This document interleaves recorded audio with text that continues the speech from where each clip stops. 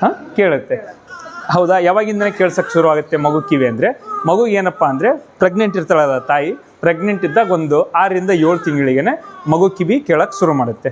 ಅದಕ್ಕೆ ನಿಮಗೆ best example ಅಂದರೆ ಹೇಳಿದ್ದೀನಿ, ಕೃಷ್ಣ ತನ್ನ ತಂಗಿ ಸುಭದ್ರೆಯನ್ನು ಕರ್ಕೊಂಡು ಹೋಗುವಾಗ ಅಭಿಮನ್ಯು ಅಂದರೆ ಹೊಟ್ಟೆಲಿರ್ತಾನೆ, ತಾಯಿ ಪ್ರೆಗ್ನೆಂಟ್ ಇರುವಾಗ ಚಕ್ರವ್ಯೂಹ ಹೆಂಗೆ ಬೇಯಿಸೋದಂತೇಳಿ ಕೃಷ್ಣ ಸುಭದ್ರೆಗೆ ಹೇಳುವಾಗ ಒಳಗಿರೋ ಅಭಿಮನ್ಯು ಕೇಳಿಸ್ಕೊತಾನಂತೆ. ಸೊ ಅಂದರೆ ಕಿವಿ ಫಾರ್ಮೇಷನ್ನು 7 ತಿಂಗಳಿಗೆ ಆಗುತ್ತೆ ಅಂತೇಳಿ ಅವಾಗಲೇ ಹೇಳಿದ್ದಾರೆ ಅದನ್ನು.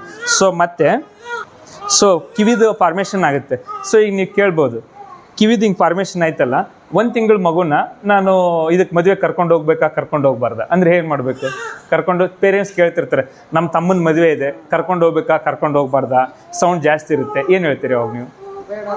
ಹಾಂ, ಮಗುಗೇನಂದರೆ 3 ತಿಂಗಳವರೆಗೂ ಯಾವುದೇ ಫಂಕ್ಷನ್ನಿಗೆ ಯಾವುದಕ್ಕೂ ಕರ್ಕೊಂಡು ಹೋಗೋಕ್ಕಾಗಲ್ಲ. ಯಾಕಂದರೆ 3 ತಿಂಗಳವರೆಗೆ ಏನಂದರೆ ನಮ್ಮದು ಕಿವಿ ದೊಡ್ಡದಿರುತ್ತೆ, ಸಣ್ಣ ಮಕ್ಕಳು ಕಿವಿ ಸಣ್ಣದಿರುತ್ತೆ.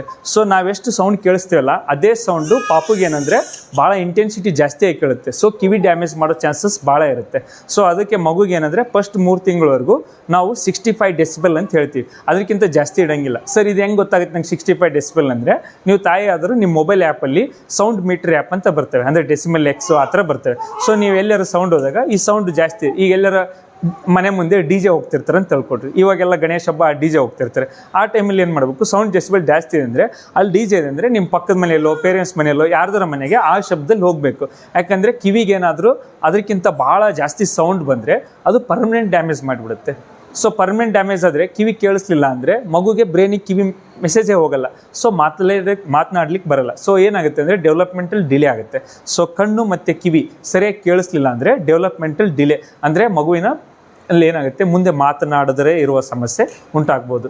ಮತ್ತು ಆಮೇಲೆ ಸರ್ ಹಾಗಿದ್ರೆ ಈ 3 ತಿಂಗಳ ಮಗು ಇದೆ, 3 ತಿಂಗಳ ಮಗು ಆದಮೇಲೆ ಅದನ್ನು ಮದುವೆ ಕರ್ಕೊಂಡು ಹೋಗ್ಬೋದ ಅಂದರೆ ಅದನ್ನು ನಾವೇನು ಹೇಳ್ತೀವಿ, 6 ತಿಂಗಳವರೆಗೂ ಹೊರಗಡೆ ಕರ್ಕೊಂಡು ಹೋಗ್ಬೇಡ ಅಂತ ಹೇಳ್ತೀವಿ. ಯಾಕಂದರೆ ಇಮ್ಯುನೈಸೇಷನ್ ವ್ಯಾಕ್ಸಿನೇಷನ್ ಅಂತ ಏನು ಹೇಳ್ತೀವಿ, ಅದು 1.5 ತಿಂಗಳ 2.5 ತಿಂಗಳ 3.5 ತಿಂಗಳಿಗೆ ಮಾಡ್ತೀವಿ. ವ್ಯಾಕ್ಸಿನೇಷನ್ ಆದಮೇಲೆ ಮಗುಗೆ ಇಮ್ಯುನಿಟಿ ಪವರ್ ಬರುತ್ತೆ, ಅಲ್ಲಿವರೆಗೂ ಬೇರೆ ಕಡೆ ಕರ್ಕೊಂಡು ಹೋಗ್ಬೇಡ ಅಂತ ಹೇಳ್ತೀವಿ. ಬಟ್ ಮಗುನ ಈ ಥರ ಫಂಕ್ಷನ್ ಇದೆ, ಬಿಡದೇ ಇರೋದು ಫಂಕ್ಷನ್ ಇದೆ, ಬಟ್ ಅಲ್ಲಿ ಸೌಂಡ್ ಜಾಸ್ತಿ ಇದೆ ಅಂದರೆ ಏನು ಮಾಡ್ಬೇಕಂದ್ರೆ ಇಯರ್ ಮಫ್ ಅಂತ ಸಿಗ್ತವೆ ಪಾಪುಗಳಿಗೆ, ಅದು 3 ತಿಂಗಳಾದಮೇಲೆ ಫಿಟ್ ಆಗ್ತವೆ.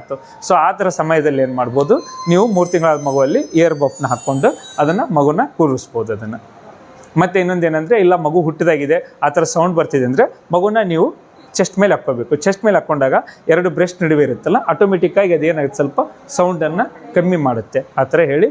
ಸೊ ನಿಮ್ಮ ಮಗುವನ್ನು ಕಿವಿ ಮತ್ತು ಕಣ್ಣನ್ನು ಚೆನ್ನಾಗಿ ಕಾಪಾಡ್ರಿ ಅಂತ ಹೇಳ್ತೀನಿ.